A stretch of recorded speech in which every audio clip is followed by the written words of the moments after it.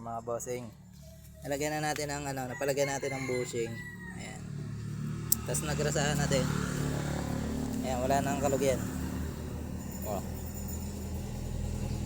Wala nang kalog. Oh, wala nang kakalog-kalog yan. Pinadali na natin sa machine shop.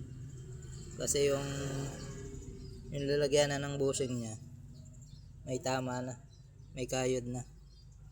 Pag nilagyan natin ng yung nabibili na bushing lang, luwag din. Fit siya sa ganito, pero yung pinaglalagyan ng bushing niya, fit sa ganito, fit. Pero yung sa nilalagyan ng bushing, may tama na, malaki na yung kuwan, kalog din. Kaya pinamachine shop na lang natin.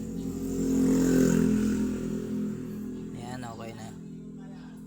Kakabit na lang natin mga bossing.